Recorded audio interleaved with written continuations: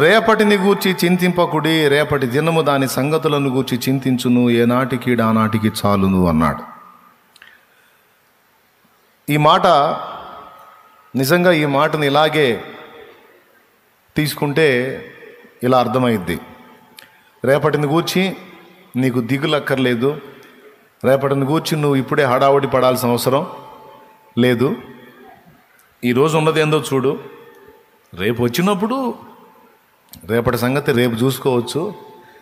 So రేపటిని గూర్చి నువ్వు ఇప్పుడే ఏదో హడావుడి పడాల్సిన అవసరం లేదు, గందరగోళం అవ్వాల్సిన అవసరం లేదు. రేపటిని గూర్చి ఈరోజే కుస్తీ పట్లు పట్టాల్సిన అవసరమేమీ లేదు అని చెప్పకనే చెప్పినట్టు. ఏనాటికి ఆనాటికి చాలు, ఈరోజు సంగతి చూడు, రేపటిని గురించి నువ్వు ఆలోచించొద్దు, దాని గురించి చింతపడొద్దు, విచారించొద్దు, కృంగిపోవద్దు అని. చింతపడొద్దు అనే దానికి బైబిల్లో ఇంకొక అర్థం కూడా కనపడుతుంది. చింత అంటే దిగులు, మనకు తెలిసి విచారం. చింత అంటే దిగులు, విచారం. అట్లా ప్రభువా మేము నశించిపోవచ్చున్నాము, నీకు చింత లేదా అన్నారు శిష్యులు. చింత లేదా అంటే బాధ లేదా, లేకపోతే దిగులు లేదా, విచారం లేదా అనే అర్థాలతో పాటు బాధ్యత లేదా అని కూడా వస్తుంది. ఇప్పుడు మేము నశించిపోతున్నాం, తుఫాను వచ్చి ధోని మీద కొడుతుంది, మునిగిపోయేటట్టున్నాం మేము. ప్రభువా నువ్వేమో నిద్రపోతున్నావు, ఏమయ్యా అసలు బాధ్యత లేకుండా ఉన్నావు నువ్వు. అర్థమైందా? అది ఇదే మాట మార్తా కూడా అంది. ఆమె నీ పాదాల దగ్గర కూర్చుని నేనేమో వంటగదిలో కష్టపడుతున్నాను, ప్రభువా నా విషయమై నీకు చింత లేదా అని అడిగింది. ఆమె కూడా, మార్తా కూడా అడిగింది చింత లేదా అని. అంటే అర్థం ఏంటి? బాధపడొద్దా, దిగులు పడొద్దా, విచారపడొద్దా అని కాదు. బాధ్యతలు ఎరిగిన వాడివి, నీకు బాధ్యత తెలియదా? ఒక్కదాంతో కాదని నీకు తెలియదా? అట్లా అయ్యో బిడ్డ ఒక్కటే కష్టపడుతుందని బాధ నీకుంటే మరేమ్మా అని పంపించవు నువ్వు అని. అట్లాగే చింత అంటే దిగులు, విచారం మాత్రమే కాదు, బాధ మాత్రమే కాదు, బాధ్యత. ఆయన మిమ్మల్ని గూర్చి చింతించుచున్నాడని ఉంది. చింతించుచున్నాడంటే దిగులు పడుతున్నాడు, విచారపడుతున్నాడు, బాధపడుతున్నాడని తీసుకుందామా? వీటన్నిటికంటే ఉత్తమంగా ఆయన మీ విషయమై బాధ్యత కలిగి ఉన్నాడు అని తీసుకోవాలి. అర్థమైందా? దిగులు పడినా, విచారపడినా, బాధపడినా ప్రయోజనం లేదు. కానీ బాధ్యత తెలిసిన వాడు ఏం చేస్తాడంటే ముందు ఆ పరిస్థితుల్లోంచి మనల్ని బయటికి తెస్తాడు. కాబట్టి చింతించుట అనే దానికి విచారపడుట, బాధపడుట, దిగులు పడుట అనే అర్థాలతో పాటు బాధ్యత అనే అర్థం కూడా వస్తుంది. స్తోత్రం. ఇప్పుడు ఏం చెప్తున్నాడంటే రేపటిని గూర్చి చింతింపకుడి అంటే బాధపడకండి, దిగులు పడకండి, విచారపడకండి, మరియు రేపటి బాధ్యతలను గురించి కూడా మీరు కలత చెందకండి అని అర్థం తీసుకోవాలి. మరి ఇదే నిజమైతే మరి సామెతల్లో అలా ఎందుకు చెప్పాడు?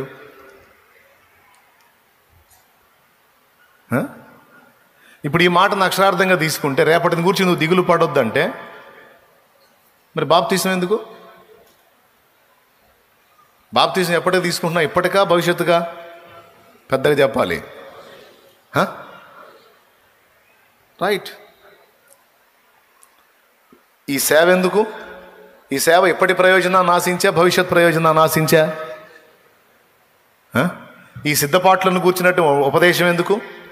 సిద్ధపడండి, జాగ్రత్తగా ఉండండి, అట్లా ఉండండి, ఎట్లా ఉండండి, విశ్వాసాన్ని కాపాడుకోండి, భక్తి కలిగి ఉండండి, ఆత్మీయత కలిగి ఉండండి. ఎందుకు? నువ్వేగా చెప్పావు రేపటిని గూర్చి చింతించొద్దని, రేపటిని గూర్చి చింతపడొద్దని నువ్వే చెబుతావు. మళ్ళీ మీ నడుములు కట్టుకొని ఉండండి, మీ దీపాలు వెలుగు చూడనియండి అని మళ్ళీ నువ్వే చెబుతావు. నువ్వే చెప్పావు రేపటి గురించి వద్దు నీకని. రేపు వచ్చినప్పుడు రేపు చూసుకుంటుంది నీకెందుకు అన్నావుగా. మీరు జాగ్రత్త కలిగి ఉండండి, మనుష్య కుమారుడు ఏ గడి అనవచ్చునో మీకు తెలియదు కాబట్టి ఆయన ఎదుర్కొన్నట్టుకు సిద్ధంగా ఉండండి అంటే రేపటి గురించి మీరు జాగ్రత్త కలిగి ఉండమనేగా అనేగా. నువ్వే వద్దంటావు, మళ్ళీ నువ్వే జాగ్రత్తగా ఉండమంటావు. ఇది ఏమి? ఇప్పుడు సరే అవి అంటే తీసేసేయండి, అవి ఆత్మ సంబంధమైనవి, భవిష్యత్తుకు సంబంధించినవి అనుకుందాం. ఇక్కడ రేపటిని గూర్చి చింతించొద్దన్నాడా? మళ్ళీ సామెతలు చూడేమంటాడు, ఇప్పుడు రేపటిని గురించి దిగులు పడకుండా శుభ్రంగా ఈ పూటకి చేసుకొని తిని నిద్రపో అంటే, అలా నిద్రపోతే మళ్ళీ చూడు ఏమంటున్నాడు చూడు. సామెత గ్రంథంలో చీమల దగ్గరకు పొమ్మంటున్నాడు. అది కూడా 6వ అధ్యాయమే. సామెతలు 6వ అధ్యాయము 6వ వచనం 6:6. సోమరి చీమల యొద్దకు వెళ్ళుము, వాటి నడతలు కనిపెట్టి జ్ఞానము తెచ్చుకునుము. ఏమంటే 8వ వచనం చూడు. అవి వేసవి కాలమందు ఆహారము సిద్ధపరచుకొనును, కోతకాలమందు ధాన్యము కూర్చుకొనును. వేసవి కాలమందు ఆహారము సిద్ధపరచుకొనును, కోతకాలమందు ధాన్యము కూర్చుకొనును. ఎప్పటికీ? అప్పటికా భవిష్యత్తుకా? పెద్దగా చెప్పండి నాయనలారు. ఎప్పటికే? ఏమయ్యా రేపటిని గురించి దిగులు పడొద్దని నువ్వే చెబుతావు. సరే లేక రేపటి గురించి దిగులు వద్దన్నాడుగా మనకెందుకులే అని వదిలేస్తున్నా. స్వామరి బుద్ధి లేదా నీకు? బుద్ధి లేదా? చీమలు చూసి సిగ్గు తెచ్చుకో, చీమలు చూసి సిగ్గు తెచ్చుకో. కోతకాలమందు, వేసవి కాలమందు ధాన్యం వచ్చే టైంలో అవి మొత్తం స్టాక్ చేసుకుంటాయి. భవిష్యత్తు పొదుపును చూడాలంటే చీమలే మనకు సూపరం, మంచి మాదిరి. మీరు చీమల పుట్టలు ఎప్పుడన్నా తవ్వి చూసారా? పెద్ద స్టాక్ ఉంటుంది, వాటికి కూడా గోడౌన్స్ ఉంటాయి, చీమల గోడాలు ఉంటాయి, అని నింపేస్తాయి. ఎనీ టైం మనం చీమలకెళ్ళి చూస్తే ఆహార పదార్థం కానీ వాటికి మనం చూపించామంటే ఇక అంతా మూత పనిలోనే ఉంటాయి. స్తోత్రం. ఎట్లొచ్చిందో అంత బెల్లం మొక్క ఇంట్లో నువ్వు పావు గంట ఆగి చూడు, ఎట్లా తెలిసిద్దో వాటికి. ఏమో ఏం లేదు, చీమలు సంచారం చేస్తూ ఉంటాయి, ఫుడ్ యాడ దొరికిద్దా అని. ఏదన్నా ఒక్క చీమకు చిక్కితే చాలు, ఇక్కడ బెల్లం ఉంది, పెద్ద బెల్లం ముక్క. మనకేమో ఇంత ముక్క, వాటికేమో బెల్లం కొండ. సత్యనపల్లి దగ్గర బెల్లం కొండ ఉందిలే, వాటికేమో బెల్లం కొండ అన్నమాట. మరి దాని పరిమాణంతో పోల్చుకుంటే చీమ ఇంతే ఉంటుంది, చిన్నది. మనం ఇంత బెల్లపు గడ్డ వేసాం. ఇక చూడు, అది పోయిది పరిగెత్తుకుంటూ పోయి ఆ గుంపు మొత్తాన్ని తీసుకొచ్చిద్ది. నిమిషాల్లోనే జరిగిద్ది ఇది. అది రావటం ఒక్కడ చూస్తే చాలు, పోయి పట్టుకొచ్చిద్ది మొత్తాన్ని, గుంపును పట్టుకొచ్చి 2 పనులు చేస్తాయి. పాసిబిలిటీ ఉంటే మొత్తం కలిసి పడి కొండను గల్లిటంటే చేస్తాయి. దాన్ని ఉన్నదన్నట్టు తీసుకెళ్ళటానికి కదిలే ప్రసక్తి లేదనుకో, ఒక పక్క నుంచి కోత మొదలు పెడతాయి. అన్నిగా అంతంత ముక్కల్ని కొరకటం. ఇక అదే డ్యూటీ. అసలు వాటి ఫీలింగ్స్ చూడాలి. అమ్మ బాబు ఎంత బిజీగా ఉంటాయో. మన కాలు వేస్తే నలిగిపోతాం, మన కాళ్ళు కూడా పట్టించుకోవాలి. ఫుల్ బిజీ, మోసుకునే పనిలోనే ఉంటాయి. చూసారా ఎప్పుడన్నా? చూడండి, చీమలతో దోమలతో. అది చూసారా? నా చిన్నప్పుడు చదివా, చీమ తన బరువు కంటే 50 రెట్ల ఎక్కువ బరువు మోసిద్దట. దాని బరువు కంటే 50 రెట్ల ఎక్కువ బరువు మోసిద్దంట. ఎంత విషయం చూడు, దానికి అంత బలం ఇచ్చాడు. మళ్ళీ ఉండేది ఇంతే. మీరు 70-80 కేజీలు ఉంటారు, మీ నెత్తిన 70-80 కేజీలు పెడితే ఇంకా అడుగు కూడా పడదు, మీరేమో ఆ బరువు కింద ఉంటారు. మన పరిస్థితి అది. మన బరువు కంటే మించి కాదు, మన బరువులో సగం కూడా మనం మొయ్యకపోతుండొచ్చు. కానీ చీమ తన బరువు కంటే 50 రెట్ల ఎక్కువ బరువును లాగిద్దట. అలివైతేనేమో మొత్తం బెల్లం కొండ మొత్తం తీసుకెళ్ళటానికి ట్రై చేసిద్ది. అలివి కాకపోతే కట్ చేసి ఇక మోసుకుంటాయి. ఏం తిరిగినా తిరుగుతుంటాయి. ఫుల్ పోయి పోతుంటాయి, వస్తుంటాయి, మధ్యలో డిస్కషన్ జరుగుతుంటాయి. చూడాలండి ఈ బల్లుల్ని, చేమల్ని, దోమల్ని, మిడతల్ని చూడాలి. ఉంది పాఠం వాటిల్లో, లేకపోతే ఎందుకు రాస్తాడు బైబిల్లో?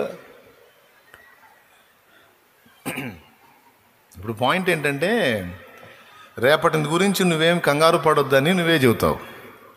సరే ఇక ఈ మాట అన్నాళ్ళు ఇక మనకి దిగులు లేదని ఊరుకుంటేనేమో స్వామిరే చేమల దగ్గరికి బా నువ్వే అంటావు. అంతటితో వదిలిపెట్టావా? మళ్ళీ ఇంకొక అధ్యాయంలో సోమరివాని చేను నేను దాటి రాగా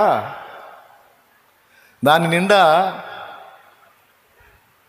ఏమేమి ఉన్నాయో చెబుతున్నాడు చూడండి.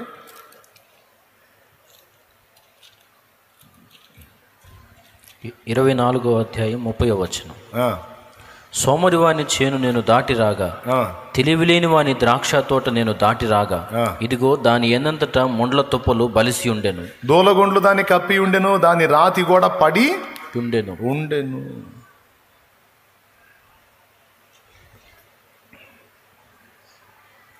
ఈయనేమో రేపటిని గురించి చింతొద్దు, నువ్వు హాయిగా ఉండు, ప్రశాంతంగా ఉండు అంటాడు ఈయన. మళ్ళీ పాత నిబంధనలోనేమో ఆ మాటలు రాయించాడు సామెతల్లో. మీరు చెప్పండి, ఈ మాటలు సొలొమోను చెప్పాడా? సొలొమోను దైవ ప్రేరణలో చెప్పితే దేవుడు దాన్ని పరిశుద్ధ గ్రంథంలో రప్పించాడా? సొలొమోను మాటలా లేకపోతే ఇది దేవుని మాటలా?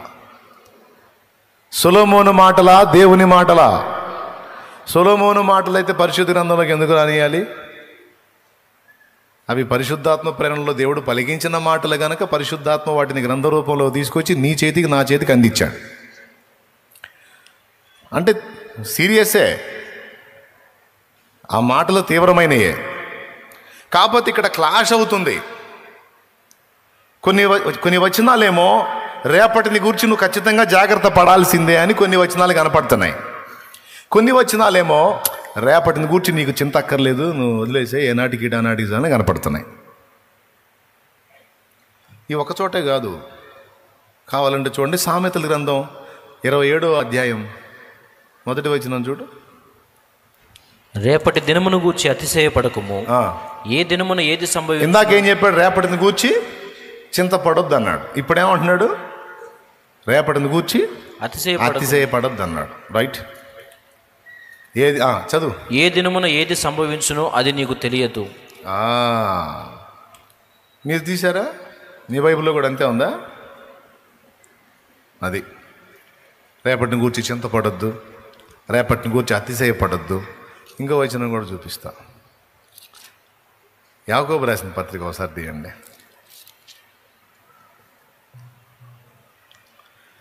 4:13 చదవండి. నేడైనను రేపైనను ఒకానొక పట్టణమునకు వెళ్ళి అక్కడ ఒక సంవత్సరం ఉండి వ్యాపారము చేసి, రేపు నేడైనా రేపైనా రేపు ఒక పట్టణానికి వెళ్ళి అక్కడ ఒక సంవత్సరం ఉండి వ్యాపారము చేసి లాభము సంపాదించుము రండని చెప్పుకుని వారలారా. లాభం సంపాదించుకుందాం రండని చెప్పుకుని వారలారా. రేపేమి సంభవించునో మీకు తెలియదు. అద్దుగో,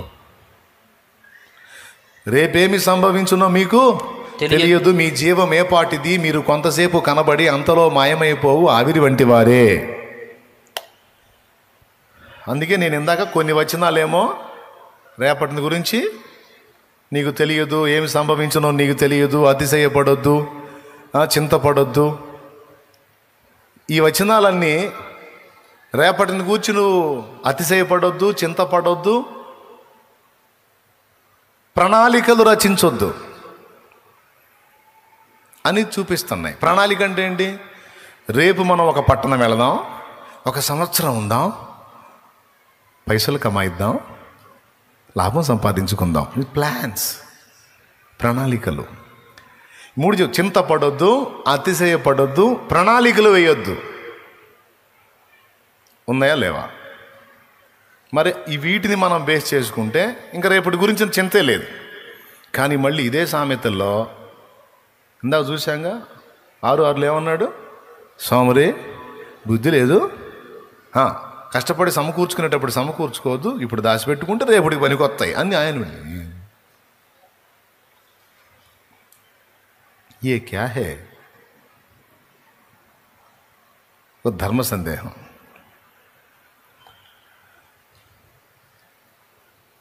అసలు ఇలాంటిది ఒకటి ఉందని మీకు తెలుసా? ఇలాంటి ప్రశ్న ఒకటి ఉందని మీకు తెలుసా? తెలియదు. రైట్, అది చెప్పడానికి నేనుంది. దేవునికి స్తోత్రం. వినండి, చెప్తా. రెండూ కరెక్టే. రేపటిని గూర్చి నువ్వు చింతపడొద్దు అన్నది కరెక్టే. రేపటిని గూర్చి నువ్వు చింతపడాలి అనేది కూడా కరెక్టే. ఎట్లా కరెక్ట్ అయింది? అయితే చింతపడొద్దనన్నా చెప్పాలి, లేదా చింతపడు అనన్నా చెప్పాలి. చింతపడొద్దు ఎలా కరెక్ట్ అయింది, చింతపడు అనేది ఎలా కరెక్ట్ అయింది? ఏదో ఒకటే కరెక్ట్ అయింది అనిపిస్తుంది, కానీ రెండూ కరెక్టే. ఎలాగో చెప్తా. సామెతలు 27లో రేపటిని గూర్చి అతిశయపడొద్దు, రేపేమి సంభవించునో నీకు తెలియదు. రేపటిని గూర్చి అతిశయపడటం అంటే ఏంటి? ఒక మాట ఆలోచిద్దాం. ఒక ధనవంతుడి గురించి బైబిల్లో సాక్ష్యం చెప్పాడు. ధనవంతుడు ఒకడు ఉన్నాడు. ఆ సంవత్సరం వాడికి విస్తారమైన పంట పండింది. ముందే మంచి సౌండు.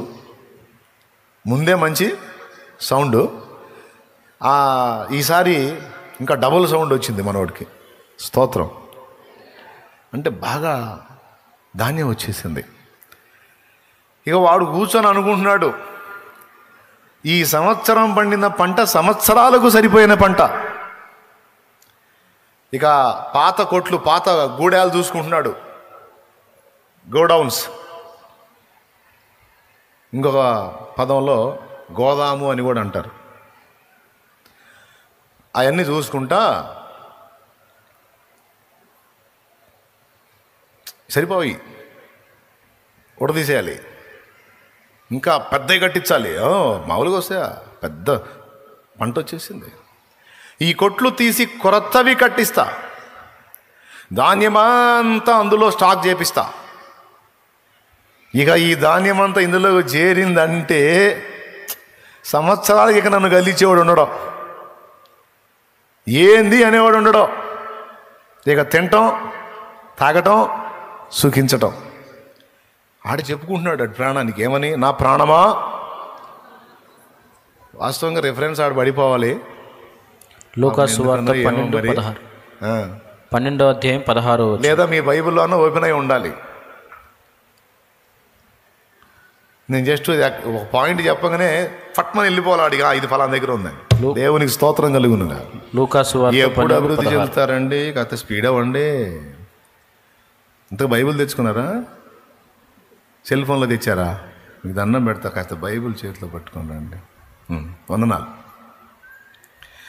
ప్రియులారా, వాడు అనుకుంటున్నాడు సంవత్సరాలకు సరిపడిన పంట పండింది, మంచిగా ఇక భద్రం చేసుకుంటాను, తింటాను, తాగుతాను, సుఖిస్తాను అనుకొని ప్రాణంతో చెప్పుకుంటున్నాడు, నా ప్రాణమా తినుము, త్రాగుము, సుఖించుము, విస్తారమైన ఆస్తి నీకు సమకూర్చబడి ఉన్నది, సుఖించుము, తినుము, త్రాగుము అని చెప్పుకొందునను కోనేను. ఇది రేపటిని గూర్చి అతిశయపడటం అంటే విస్తారంగా సమకూర్చుకొని ఇదంతా పోగేశాను, ఇక నేను హాయిగా అనుభవిస్తాను, ఇక రేపటి కూర్చున్న నాకు దిగులు లేదు. కొంతమంది జాబ్ సంపాదించాను, నాకే ఇక రేపటి కూర్చుని నాకు దిగులు లేదు. పెద్ద బిజినెస్ పెట్టాను, రేపటి కూర్చున్న దిగులు నాకు.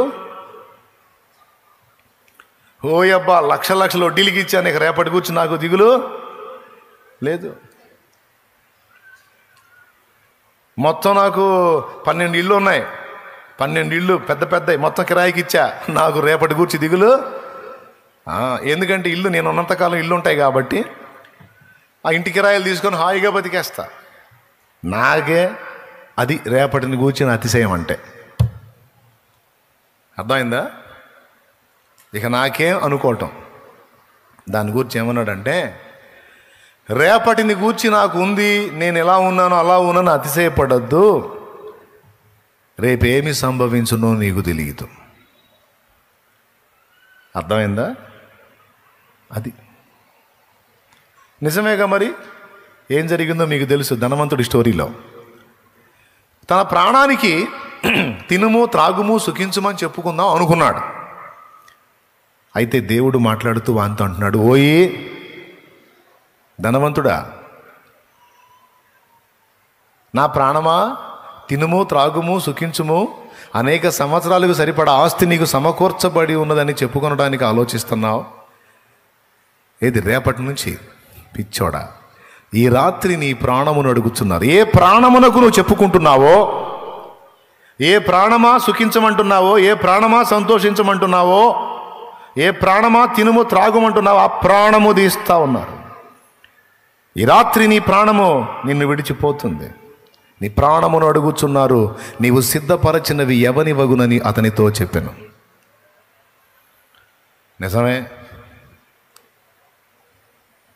జీవితమంతా కష్టపడి రేపటికి రేపటికి రేపటికి రేపటికి రేపటికి రేపటికుండాలా అని రేపు రేపు రేపు రేపని ఈరోజు దేవుడిచ్చిన మనశ్శాంతిని, ఆనందాన్ని, ఆదరణకరమైన జీవితాన్ని కోల్పోయి అశాంతిలో, ఆవేదనలో, అన్వేషణలో, కలతలో బ్రతికేస్తూ ఉంటారు కొంతమంది.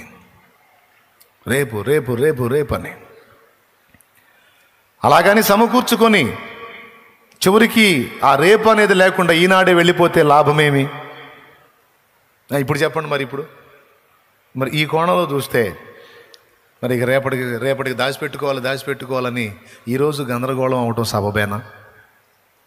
సబబేనా? ఆయన అంటాడు, విత్తని పక్షులను నిత్యము పోషించుచున్నావు.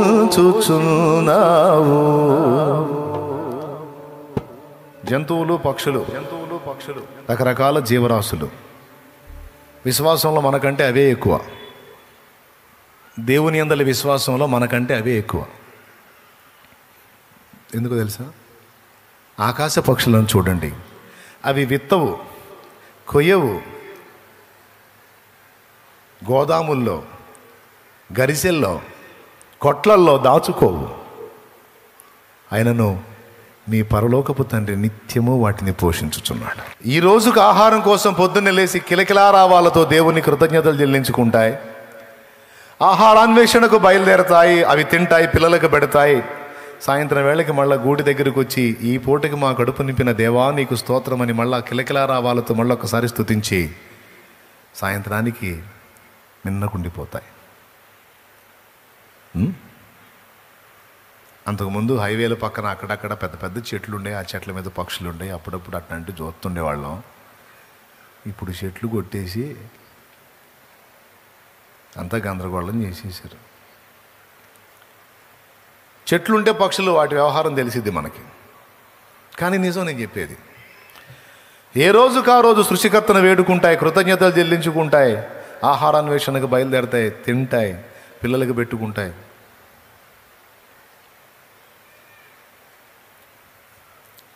మనలాగా దిగులు పడవు, విచారపడవు. ఏ చిలకైనా మీరు చూడండి, చిలకలను చూడండి, ప్రార్థనా తోటలో ఉన్నాయి, చూడండి, పోయి చూడండి, పోండి కాస్త ప్రార్థన చేసుకుని అవి కూడా చూడండి.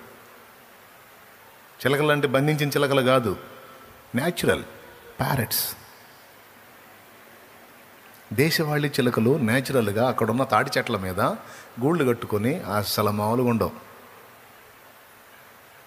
పొద్దున్నే చూడాలి వాటి సందడి. నాకు అనిపించింది, మనుషులు ఈయంతో సంపాదించి కూడా దిగులు పడి భయంకరంగా జబ్బులు పాలై గందరగోళం అవుతున్నారు. అవకాశాలు ఉండి కూడా రేపు వాన పడిద్దో తెలియదు, వరద వచ్చిద్దో తెలియదు, ఏం జరిగిద్దో తెలియదు వాటికి. కానీ ఈ రోజుకి అంత ఆహారం తిని అవి పడే పాటలు చూడాలా, ఏమి కిలకిలలో కళకళలో. బ్రదర్స్ స్తోత్రం. అసలు అంత ప్రశాంతంగా ఎలా? మీరు నమ్మండి నమ్మపోండి, నాకు అనిపించింది, దేవుడు అవకాశం ఇచ్చి చిలకలాగా మారే ఛాన్స్ ఇస్తే నేను కూడా చిలకలాగా మారి రెక్కలతో ఎగురుతూ అసలు అవి సంతోషిస్తున్న ఆనందంలో నేను కూడా పాలుపంపులు పొందితే ఎంత బాగుండి అనిపిస్తుంది. అంత సందడిగా ఉంటాయండి.